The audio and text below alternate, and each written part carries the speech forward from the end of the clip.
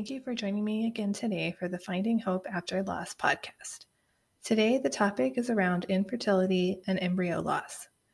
I just want to start off by saying that it's okay to grieve the loss of your embryos. So many women I have talked to feel like it isn't a real loss or they weren't real babies, so they can't talk about it. But I will say over and over that there's really no room for comparison in the loss world. Every loss deserves recognition. Every loss deserves to be grieved over. We all experience loss differently, and we can't and we shouldn't judge how others are grieving, just because we think they weren't far enough along as us or, anything along those lines. So no matter how far along you were, just remember that your loss matters and your baby matters and that you're allowed to grieve. So today I spoke with Lisa. She is an IVF coach, and she became a coach after going through infertility struggles and IVF herself. And she has a lot to say about the emotional side of going through infertility treatment and how she helps other women find the joy again after going through IVF and infertility, and even finding the joy while you're going through it. Hi, everyone. I am here with Lisa. She is an IVF coach, and she is also author of the best-selling book, Hold On, Baby. So, Lisa, can you tell me a little bit about yourself? Sure. Thanks so much for having me, Sarah. I am based in Colorado. I'm a native, which is kind of rare to be here in Colorado. A lot of people move here, but not many are from here. But I have been an occupational therapist for over 20 years. And having that background really served me well when I was confronted with our own fertility challenges, which started, we had fertility testing done in 2015 and started down that road, as we were trying to get pregnant. So this whole new work that I've been doing for the last few years as an IVF coach, it was kind of an unexpected gift that was placed in front of me. I never had planned on pursuing this kind of work, but it's truly where I feel like my heart is led to serve women and individuals just in this space. So you mentioned that you went through infertility. Can you talk a little bit about your infertility journey? Sure. Yeah. I honestly thought it'd be easy, like many, I'm sure, just like, oh, we're going to get pregnant. And I was older when I got married, like mid-30s, relatively older, right? I mean, who knows?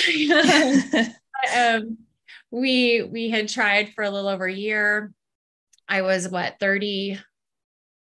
So let me think. I met my husband 35, so around 37. I'm 45 now. And just to back up, so it was around 37, 38 when we started doing fertility treatments and started with testing. Like I think, many go about that route. If you're confronted with struggles, I think just seeing a specialist to get some baseline data. And I was told that I had some polyps that needed to be taken out in my uterine lining, but also we had male factor fertility challenges. So the route that they recommended was for us to go through IVF based on our challenges. And that's what we started down. That sounds like, a rough journey to have issues on both sides. Yeah. I mean, it's common for not just the women, it can be male, it can be both. So yeah, we had a couple different factors at play. So can you tell me what exactly an IVF coach is and what you do to help other women? Yeah. So going through this whole ride myself, I saw a lot of missing pieces. Really the emotional pain through this journey is truly the hardest, I believe. Physically, you take a lot, you do shots, you're getting poked and prodded, you're experiencing, hormonal challenges and just at the mercy of, the doctors where you have countless blood draws, appointments, all those things. And there's this whole other side of the fertility journey, which I understood too, with my background in OT and just understanding kind of energy and intentional living. I really brought in these principles that I felt I wanted to guide others through and to help bring awareness to. So I didn't know there were other IVF coaches. I mean, there are a lot of fertility coaches, but having gone through this personal journey, I knew that IVF was something I truly knew because I lived it. And we only had one embryo going through And I'll share some of the loss that we went through a little bit, but it was just a personal journey that I felt, you know what, more attention needs to be brought to the emotional and spiritual sides of this path. And that's where I support women. I'm more of the out of the box, the soulful approach that, you know, you're guided with your protocol medically from your doctor and your team. But where I saw the missing link was, you know, helping women to be an active participant, to look at areas that they could be more empowered on this ride, to take a more active role, to gain awareness, to really optimize this path and help them navigate just this whole experience with more ease, more flow, more joy, which we don't always talk about. You know, IVF, it's not something that's very joyful. Right. Yeah, that's very true. I think that's a great thing that you're doing, because you're so right. You know, it's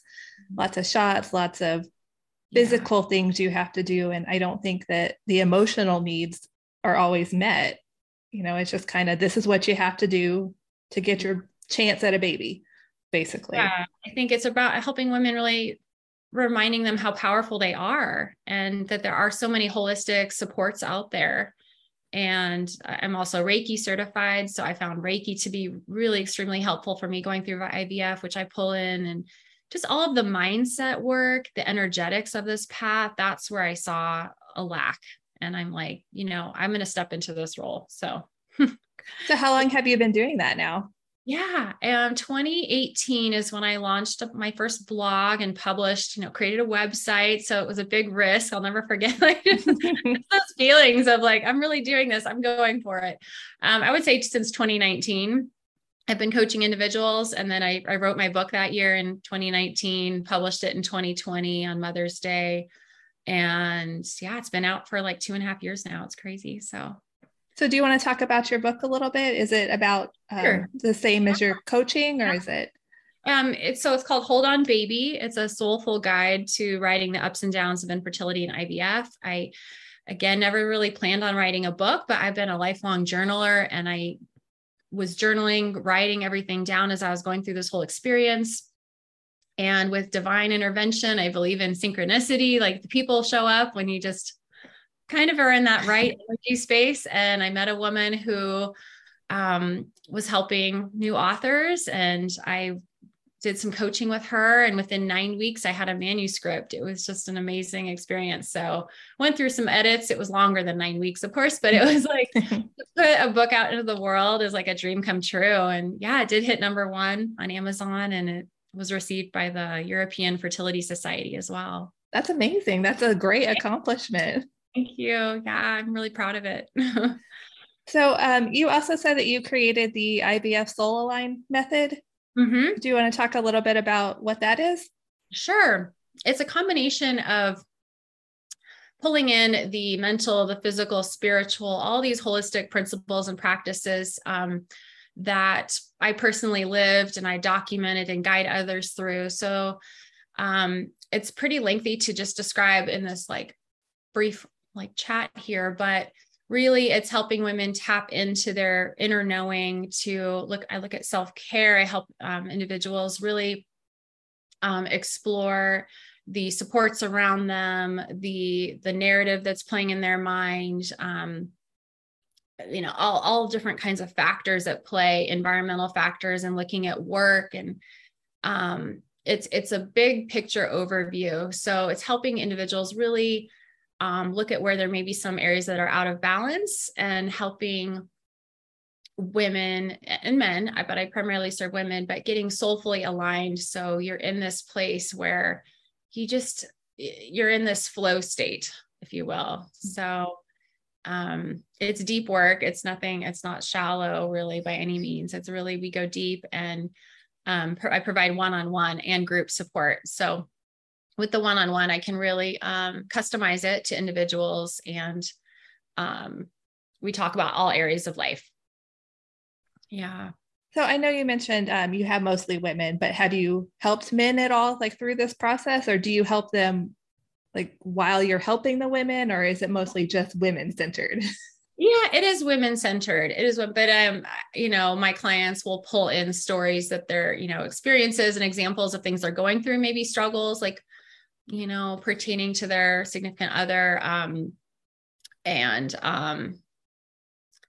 it's kind of cool, like how they've shared with me how the men in their lives have also benefited from the coaching, because it's like when the women are feeling empowered, feeling more at ease, more aligned, and it enhances the experience all around, right, for the relationship. And I mean, there's a lot of different things that we talk about, but how your spouse can be there to support you, how you can, want to keep the spark still, the connection, the intimacy, all those different things, we cover. And then also you are about to launch a podcast in January. Is that correct? Yes. I know that's how you and I connected, was Yeah.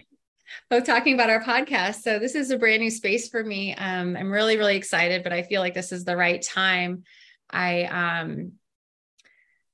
I haven't shared the name yet, but yeah, it's all focused around soulful fertility. And I'll be pulling in interviews with inspiring fertility sisters and friends of mine who have a lot of knowledge and wisdom to share that can support you through IVF and fertility challenges, as well as bringing in clinical conversations with my fertility doctor. So he and I started a YouTube channel back in 2020 when COVID started. So I have a lot of content, and I'm going to be releasing those talks and interviews on the podcast and pulling in new ones, which I'd love to have one with you. And, really just helping provide that support and focusing really on the soulful conversations that are missing in IVF. I think that's such an important aspect that, just doesn't get talked about, because infertility is one of those things that so many people just suffer through alone. They feel like they don't have any support. And I love that you're providing that for so many people. Thank you. And I just have to give you so much credit too for this podcast. I really admire the courage and the strength it takes to share your story. And through, is it Jasmine, your daughter? Yes.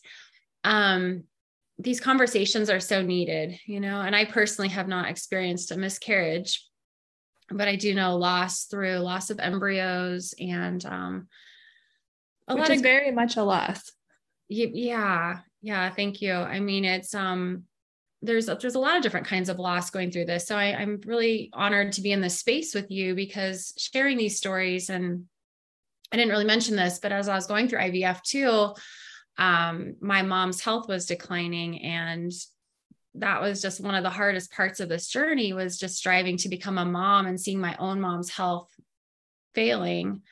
So I write a lot about her in my book, and Hold On. It's Hold On Baby. It's, it's about holding on to you through these ups and downs. And as you're striving to hold on to your baby, right. It's taking care of you first. And so that was just one of the hardest times in my life, as far as loss and grief, just wanting my mom so badly to be there. And she did get to meet our daughter. And she had 11 months with her. So I love that. I'm glad she was able to do that. That's got to be so hard when you're, grieving two different things at once. Yeah. It was just like wanting to be a mom more than anything. And then seeing my own mom's health going downhill, it was like that full circle of life was right in front of me, So did you have a lot of support while you were going through your infertility journey? Yeah, I did. I only knew a handful of people who were kind of going through, had experienced some fertility treatments. And a lot of it, again, was just by divine timing. I bumped into an old friend from high school as we were heading to the same acupuncture appointment. She was pregnant. She had gone through IVF. She gave me her phone number, and she was a great support to me. Just knowing people like her were there to reach out to. As far as support, I did, I listened to the whispers. I write about that. I got really quiet, and I was like, what's calling me? I joined a book club that spoke to me. It was an empowering women's kind of book club. And through that, oh my gosh, the timing of that couldn't have been better. We were reading these amazing, inspiring books, and I met my Reiki healer through that group. I met a woman who was an art healer, if you will. And I did her art program going through after I found out about our losses of the embryos. So, I mean, all of the right supports were just like showing up for me.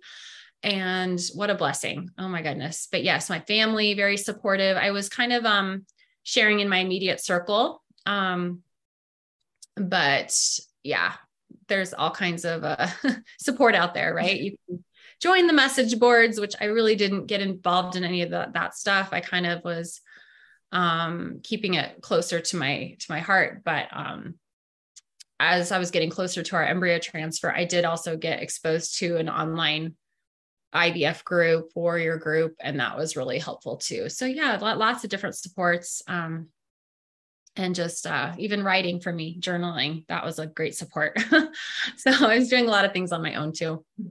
I do love that it just seems like sometimes the right people just come into your life, just at the right time. And that can be such a blessing. I believe that. I mean, when you're open and just open to receive, kind of detaching from any kind of forcing the way things should go, there's a lot of magic that can show up in that space. So is there anything that you want other women who are going through infertility to know? Oh my goodness, so much. Oh my. It's one of the hardest rides you'll ever go through. It's not something you really ever plan to go through. And so just finding some grace within knowing that you're going to be okay, that this is a really hard experience. If you are going down the path of IVF, it is such a rocky roller coaster. There's a lot of highs, there's a lot of lows, and just knowing there are many, many individuals who have ridden this ride as well, that you have a lot of support around you. There are a lot of people who care, tools, and just finding the space to just to be. I'd say that's something I would really encourage individuals to be able to find a sense of calm within, that there's nothing more you need to do, but to recognize you have a lot of strength within you. Likely you've overcome a lot of things, and in whatever path motherhood shows its way to you, just being open to that. If you have this desire to be a mom, you're confronted with fertility challenges. I know that pain, you want to be a mom more than anything. So just trusting in the unfolding of it all, and to reach out, to not feel like you have to go through this alone. I think that's a super important one. We try to push everything down, think, oh, we're strong, we can just, deal with this on our own. I don't want to bother other people, or whatever our reason. And then we end up going through it alone when we don't have to. Exactly. Mm-hmm. So are there any aspects of infertility that you think need, specific aspects that you think need to be discussed more? There's a lot of focus on the hard parts of this journey, on the pain, and without a doubt, the pain is there.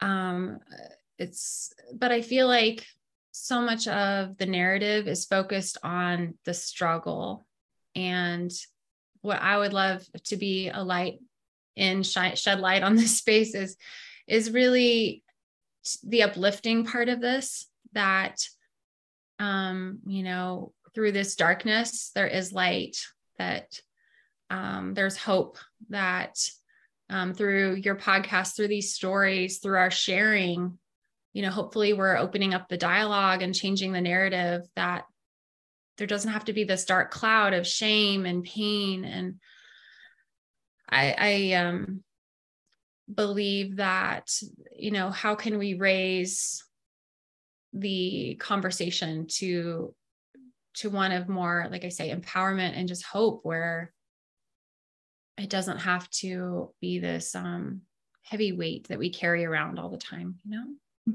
And I love that. I mean, obviously that's the whole focus of, my podcast, is finding the hope again after, going through the tough times of infertility and loss. And I know that it can be really hard, you get to some dark places sometimes.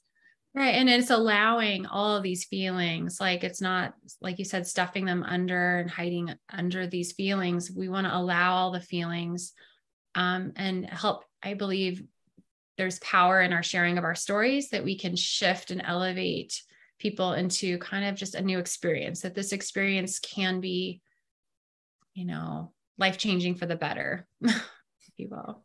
Mm-hmm. So I know you mentioned that you had an embryo loss. Mm-hmm. Do you feel like people don't really count that as loss sometimes? Or have you had people be accepting of, like, you lost your baby? Yeah, in our personal situation, I didn't associate our embryos as babies at the time. And this is a personal, choice, right? And it was a loss to me. A significant loss when we had our first egg retrieval. We got 4 embryos and sent them off for genetic testing. And it was right before, when was that? Right after Christmas. Cause I wrapped the pictures of our embryos for my husband in a box, and like, we were, hopeful, right, for potential babies. And, got the devastating news, was right after the new year. I remember getting that, and that none of them were genetically healthy. So a deep, deep loss. I was actually going back through my journals, like looking back at like how I was feeling. And it was just one of the lowest points going through this experience. It was crushing. And there's no easy point, right? Like a loss is a loss, but I honestly, truly, in our situation, didn't feel like they were a baby at that time. But I was crushed. I mean, no doubt about it. I mean, it was like so unbelievably hard. And it's like, we'd gone through all the medications and these shots, and it was just like, oh my gosh, like all that for what? Right. It just felt like, wow. Like we regrouped, and I allowed myself to just cry and collapse and just have those, just let it out. You have to, right. And, give your space to heal and decide when you want to move forward. And so we did move forward, and we went through another egg retrieval, got 3 embryos, and only one of those came back. So that's our baby. She's now 5. Wow. Was pregnancy after going through all that, was it more difficult, you think? I had never been pregnant before. And so again, I think if I had experienced like an actual, miscarriage like that, like what you've gone through, I just think I couldn't imagine. Like, it's not easy by any means. I think you're a little more cautious. I was just crossing my fingers, like hopeful our one embryo was going to implant. And, there's a huge element of trust and trusting in my body that it could carry. And I cannot carry any more children. Actually, we only had our one, and we had had loss. I had to have a hysterectomy. Actually, I'll share that with you 3 weeks after our baby. So like, that's a loss in itself too. Right. We didn't have embryos, but unbelievably grateful that my body could carry to 30. We had her at 37 weeks via C-section, and it just goes on. I mean, I had blood transfusions and all kinds of things, like trying to stop bleeding. And wow. 3 weeks after having her, I had to have my uterus taken out. So I'm sorry that, you were faced with that, but I'm grateful. Like, and I focus on that. Like, I could wallow in the sadness, but that energy space is still there. I just don't have that organ, but I'm so grateful, like, for all we went through. I wouldn't change a thing. Truly. I wouldn't change it. So why do you think it's important to share your story with other people? Because these stories aren't shared enough. Us women, we have these painful experiences we go through, and oftentimes we feel like we're all alone, like that no one fully can understand like what we're going through, and no pain is bigger than the other. Like, we've all experienced loss, we've all experienced grief, and the more we can share, the more we can help others like see light through this really dark time. It's just, that's what I'm here for. I mean, I'm an open book. I feel like maybe this was placed on my heart for a reason, to go through what we did and to eventually write the book and to now, the website, the book, everything, speaking and the podcast, it's like, it's all led to some amazing connections where, wow, like we can share, we can make a difference, Yeah, I love that. Thank you. Yeah. So do you have any plans to write any more books or do anything else like that? I do actually have plans to write more books. I have a really rough draft of a children's book that I'm kind of working on. And I would love to write maybe a follow-up to Hold On Baby. Like I said, I have countless journals and things that there's so much in me that I'd love to share and continue to share stories of inspiring fertility sisters. But yeah, I think the creative spark is in me for sure. It's not going away. So is there anything else that you'd like to add or share? Oh my goodness. I was looking back, actually, I just kind of wanted to share something personal that my mom, who I shared, she got to meet our daughter and have almost 1 year with her, but she had left me with some messages in a journal that I'd given her years ago. And she wrote a few messages and I share them in my book, Hold On Baby. But I just want to leave this with people that she shared, it's not what happens to you in life, it's how you deal with it. And that we all have a lot of inner strength to use to guide us and that we can take responsibility for our own life. No one can do to you what you won't let them. So just being open. Life is full of change, growth, and new insights. So these challenges, whatever you're experiencing, how can we learn from them and to recognize possibly the gift, maybe we don't see it right now, but that we can control how we react to things. And podcasts like yours, I mean, just listening to these stories of hope and healing, this is really the path. This is the path forward. So if people wanted to find more information about you, your coaching services, your book, things like that, where would they go? Yeah, my website is ivfmanifestingamiracle.com. That's also my handle on Instagram and Facebook, all the things. But yeah, my website is really the place to connect with me. And also like a DM. So thank you for this time. This is such an honor.